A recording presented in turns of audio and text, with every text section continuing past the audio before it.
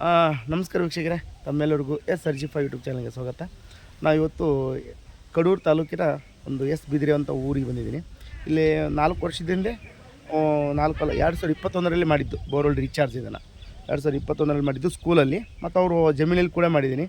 ಇನ್ನಾದರೂ ತುಂಬ ಚೆನ್ನಾಗಿ ಓಡ್ತಾ ಇದೆ ನೀರು. ಬನ್ನಿ ವೀಕ್ಷಕರೇ, ಅವರ ಒಂದು ಈ ಕೆಲಸ ಮಾಡಿದ ಮೇಲೆ ಹೇಗಾಗಿದೆ, ನೀರು ಇಂಪ್ರೂವ್ಮೆಂಟ್ ಆಗೋದು ಹೇಗಾಗಿದೆ ಅನ್ನೋದ್ರ ಬಗ್ಗೆ ಅವರ ಅನಿಸಿಕೆಗಳನ್ನು ಕೇಳೋಣ. ಸರ್ ನಮಸ್ಕಾರ ಸರ್. ನಮಸ್ತೆ ನಮಸ್ತೆ. ಬನ್ನಿ.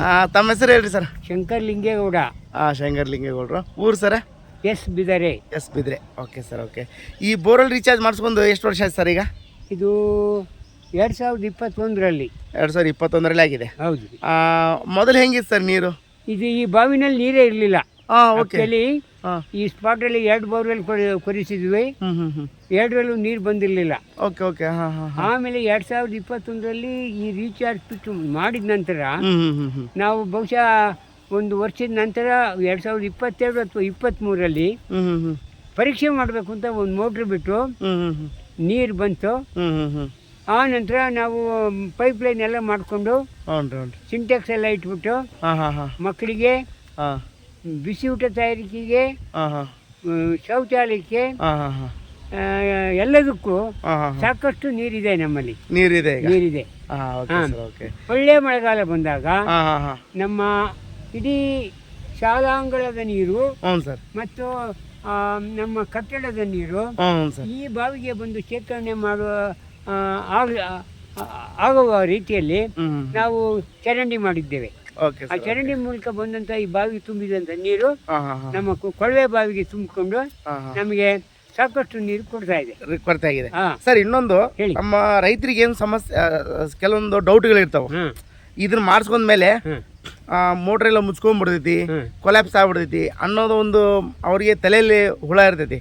ಅದಕ್ಕೆ ನೀವೇನ್ ಹೇಳಕ್ಕೆ ಇಷ್ಟಪಡ್ತೀರಿ? ಈಗ 4 ವರ್ಷ ಆಯ್ತು ನಾವು ಮಾಡಿ. ಏನೇನು ಆಗಿಲ್ಲ ನೋಡಿ, ಹೇಳ್ತೀನಿ. ಮಳೆ ಬಂದಾಗ ಅಲ್ಲಿ ನಮ್ಮ ತೋಟದಲ್ಲಿರೋದು ಅಷ್ಟೇ, ಅದು ತುಂಬಾ ಚೆಂದಾಗಿ ಆಗಿದೆ. ಮತ್ತೆ ಹೆಚ್ಚು ಮಳೆ ಬಂದಾಗ ಮತ್ತೆ ಇಲ್ಲಿ ಮಕ್ಕಳು ಓಡಾಡಿ ಒಂದಿಷ್ಟು ಮಣ್ಣೆಲ್ಲ ತುಂಬಿಕೊಂಡು ಪೈಪ್ ಕಾಣ್ತಾ ಇರ್ಲಿಲ್ಲ. ಮೊನ್ನೆ ಈಗ ಮಳೆಗಾಲ ಶುರು ಆದ್ಮೇಲೆ ಆ ಪೈಪ್ ಕಡೆಯಿಂದ ನೀರು ಬರ್ಲಿ ಅಂತೇಳಿ ನಾನು ಬಿಡಿಸಿದ್ದೀನಿ. ಅಲ್ಲೂ ನಮ್ಮ ತೋಟದಲ್ಲೂ ಸಹ ಬಿಡಿಸ್ಬಿಟ್ಟು ಆ ನೀರು ಬಾವಿಗೆ ಸರಾಗವಾಗಿ ಬರ್ಲಿಕ್ಕೆ ವ್ಯವಸ್ಥೆ ಮಾಡ್ಕೊಂಡಿದ್ದೀನಿ. ಇದರಲ್ಲಿ ಏನೂ ತೊಂದರೆ ಇಲ್ಲ, ಖಂಡಿತ ಒಳ್ಳೇದಾಗುತ್ತೆ. ಮಾಡಿಸೋ ಆಸಕ್ತ ರೈತರು ಇದನ್ನ ಬಳಕೆ ಮಾಡ್ಕೊಂಡು ಆ ಮಳೆ ಬಂದಾಗ ಬೀಳ್ತಕ್ಕಂಥ ನೀರನ್ನ ಪೋಲ್ ಮಾಡ್ದಂಗೆ, ಅನ್ನೆಸರಿ ಪೋಲ್ ಮಾಡ್ದಂಗೆ ಅದನ್ನ ಬಳಸ್ಕೊಂಡ್ರೆ ಸದಾ ನಾವು ಕೊಳವೆ ಬಾವಿನಲ್ಲಿ ನೀರನ್ನ ಪಡಿಬಹುದು. ಅದರಲ್ಲಿ ಏನು ಅನುಮಾನ ಇಲ್ಲ. ಇದು ನನ್ನ ಸ್ವಂತ ಅನುಭವ. ಸರ್, ಈಗ ಅದೇ ಸರ್, ಈಗ ಹೇಳಿದ್ನಲ್ಲ, ಈಗ ಇದು ಬೋರ್ ರೀಚಾರ್ಜ್ ಆದ್ಮೇಲೆ ನಿಮ್ ತೋಟದಲ್ಲಿ ಆಯ್ತು, ಇಲ್ಲಾಯ್ತು, ಏನಾದ್ರು ಮೋಟರ್ ತೊಂದರೆ ಆಗಿದೆಯಾ? ನಥಿಂಗ್, ಏನೇನು ಆಗಿಲ್ಲ. ನೋಡ್ರಿ, ನಾವು ಯಾವ್ದು ಹೇಳಿದ್ನಲ್ಲ ನಾನು 22-23ರಲ್ಲಿ ಬಾವಿಗೆ ಮೋಟ್ರ್ ಬಿಟ್ಟು ಅಂತ, ಅವತ್ತಿಂದ ಇಲ್ಲಿವರೆಗೆ ನಾವು ಅದನ್ನ ಮೋಟ್ರ್ ಎತ್ತಿಲ್ಲ. ಈಗ 3-4 ವರ್ಷ ಆಯ್ತಲ್ಲ, ಅದೇ ಮೋಟ್ರಿಂದ ನಾವು ಪ್ರತಿ ದಿವಸ ನೀರನ್ನ ಬಳಸ್ತಾ ಇದೀವಿ. ಮೋಟ್ರ್ ನೀರು ಎತ್ತುತ್ತಾ ಇದೆ, ಏನೂ ಆಗಲ್ಲ. ಓಕೆ. ಮತ್ತೆ ಸರ್, ಈಗ ನಾವು ಕೆಲಸ ಮಾಡಿದ್ಮೇಲೆ ನಿಮ್ಮ ಮನಸ್ಸಿಗೆ ಖುಷಿ ಅನಿಸಿದೆ? ಖಂಡಿತ. ನಮ್ಮ ಟೆಕ್ನಿಕ್ ನಿಮ್ಗೆ ನಂಬಿಕೆ ಇದೆ? ಹೌದು. ಸರಿ ಸರ್. ಓಕೆ. ಒಳ್ಳೆ ಕೆಲಸ ಮಾಡಿದಿರಾ, ಮಾಡಿಸ್ಕೊಂಡಿದ್ದೀರಾ? ನೀವು ಏನಾದ್ರು ಇತ್ತೀಚಿನ ಸುಧಾರಣಾ ಕ್ರಮಗಳಿದ್ರೆ ಇಂಪ್ರೂವ್ಮೆಂಟ್, ಯಾಕಂದ್ರೆ ಕಾಲಕ್ಕೆ ಬದಲಾವಣೆ ಆಗ್ತಾ ಹೋಗಿರುತ್ತೆ. ಇದು ಅಲ್ಲ 4-5 ವರ್ಷದ ಹಿಂದಿನ ಒಂದು ಪ್ರಯೋಗ. ಈಗ ಇತ್ತೀಚೆಗೆ ಏನಾದ್ರು ಇದ್ರೆ ತಾವು ತಿಳಿಸ್ಕೊಟ್ರೆ ಅದರಂತೆ ನಾವು ಮಾಡ್ಕೊಂತೀವಿ. ಸರಿ, ಆಯ್ತು ಸರ್, ತಿಳಿಸ್ಕೊಡ್ತೀವಿ. ಮತ್ತೆ ಇದು ಏನು ಎಷ್ಟು ಸಾರಿ ತುಂಬಿದೆ ಸರ್? ಇದು ಏನಂತಾರಲ್ಲ, ಇದು ಹೊಂಡನ ನೋಡಿ, ನಮ್ಗೆ ಹೋದ ವರ್ಷ ಒಳ್ಳೆ ಮಳೆ ಬಂತು, ಅನೇಕ ಬಾರಿ ತುಂಬಿತು, ಅನೇಕ ಬಾರಿ. ಹಿಂದಿನ ವರ್ಷ ಮಳೆ ಇರ್ಲೇ ಇಲ್ಲ. ಯಾವ್ದು 23ರಲ್ಲಿ, 22ರಲ್ಲಿ ಹೇರಳ ಮಳೆ ಬಂತು, ಆವಾಗ ಚೆನ್ನಾಗಿ ತುಂಬಿತು. ಹೀಗೆ ಒಳ್ಳೆ ಮಳೆಗಾಲ ಬಂದಾಗ ಸಾಕಷ್ಟು ನೀರು ಈ ನಮ್ಮ ಅಂಗಳದಲ್ಲಿ, ಶಾಲಾ ಅಂಗಳದಲ್ಲಿ ಬಿದ್ದಂತ ನೀರು ಎಲ್ಲ ಈ ಬಾವಿಗೆ ಬರುತ್ತೆ. ಆ ಬಾವಿಯಿಂದ ನಮ್ಮ ಕೊಳವೆ ಬಾವಿಗೆ ಬರುತ್ತೆ. ಹಾಗಾಗಿ ಶೇಖರಣೆ ಆಗ್ತಾ ಇದೆ. ಸರ್, ಇನ್ನೊಂದು ನಮ್ಮ ರೈತರಿಗೆ ಏನಪ್ಪಾ ಅಂತಂದ್ರೆ, ಇದು ಒಂದು ಈ ಗುಂಡಿ ಇದೆಯಲ್ಲ, ಈ ಗುಂಡಿ ಮಾಡಿಸ್ಕೊಳ್ಳೋದ್ರಿಂದ ವೇಸ್ಟ್ ಆಗುತ್ತೆ ಜಮೀನು ಅನ್ನೋದೊಂದು ಇದರಲ್ಲಿ ಅನುಮಾನ ಇರುತ್ತೆ. ಅಲ್ಲ, ಬೇಕಾದ್ರೆ ಅವರು ಈಗೂ ಮಾಡಿಸಬಹುದು. ಆ ಬಾವಿ ಅಷ್ಟೊಂದು ದೊಡ್ಡದು ವೇಸ್ಟ್ ಆಗುತ್ತೆ ಅಂದರೆ ಈ ಕೊಳವೆ ಬಾವಿ ಸುತ್ತ ನೀವು ಒಂದು 10 ಅಡಿ ಸುತ್ತ ಟ್ರೆಂಚ್ ಹೊಡೆದ್ಬಿಟ್ಟು ಒಂದು 10 ಅಡಿ ದೊಡ್ಡ ದೊಡ್ಡ ಬೋರ್ಡರ್ಸ್, ಆಮೇಲೆ ಸೈಜ್ ವೈಸ್ ಸಣ್ಣದು ಕೊನೆಗೆ ಹಂತ ಕೊನೆಗೆ ಒಂದು ಮರಳು ಹಾಕಿ ಎಲ್ಲ ಮಾಡಿ ಈ ರಿಂಗ್ ಎಲ್ಲ ಹಾಕಿ ಮಾಡಿದ್ರೆ ಖಂಡಿತ ಅದು ಒಂದು ಸಾಧ್ಯತೆ ಇದೆ. ಬಟ್ ಈ ಬಾವಿ ಕಡೆಯಿಂದ ಒಂಚೂರು ಏನ್ ಭಾರಿ ದೊಡ್ಡ ಜಾಗ ಅಲ್ಲ, ಅದರಿಂದ ಏನು ಆಗಲ್ಲ. ಒಂಥರ ಬ್ಯಾಂಕ್ ಇದ್ದಂಗೆ ಸರ್ ಅದು. ಮಳೆ ಬಂದಾಗ ಸ್ಟಾಕ್ ಆಗುತ್ತೆ. ಹೌದು. ಈಗ ಬರೀ ಇದಷ್ಟೇ ಮಾಡಿದ್ವಿ ಅಂದ್ರೆ ಏನಾಗುತ್ತೆ ಅಂದ್ರೆ ಮೇಲ್ಗಡೆ ಇದೆಷ್ಟಪ್ಪ ಒಂದು ಮಳೆ ಬಂದಾಗ ಒಂದು 500ರಿಂದ 1,000 ಲೀಟರ್ ಅಷ್ಟೇ ಸಿಂಕ್ ಆಗುತ್ತೆ ಬೋರ್ ಹತ್ರ.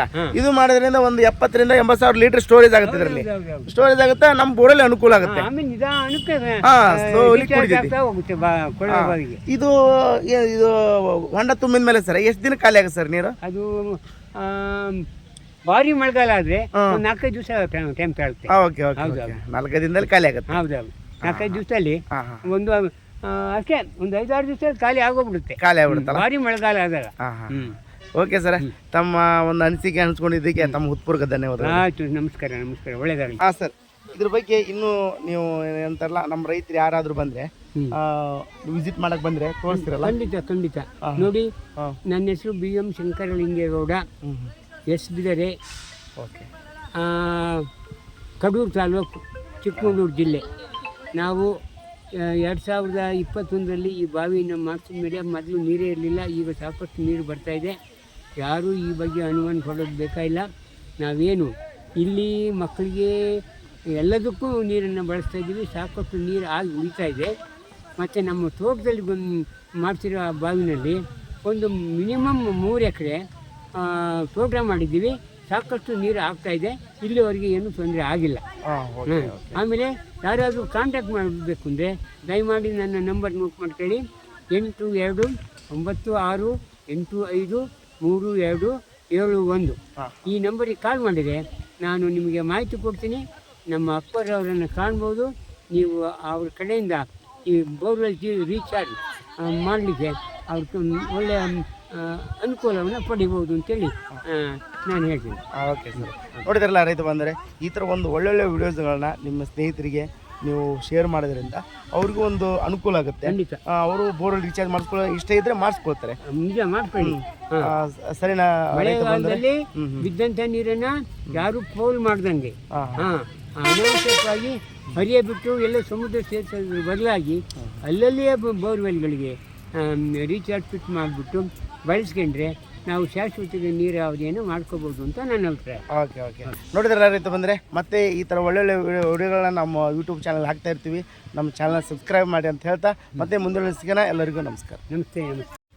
ನೋಡಿ ರೈತ ಬಂದವರೇ, ಈ ಒಂದು ಕೆರೆ ಇದೆಯಲ್ಲ, ಈ ಕೆರೆ ಬಗ್ಗೆ ಕೆಲವೊಬ್ರು ಏನು ಮಾಡ್ಕೊತಾರೆ, ನಮ್ಮದು ಜಮೀನು ಇದಾಗುತ್ತೆ, ವೇಸ್ಟ್ ಆಗುತ್ತೆ ಅಂತಂದು ತುಂಬ ಅಭಿಪ್ರಾಯಗಳಿರ್ತವೆ.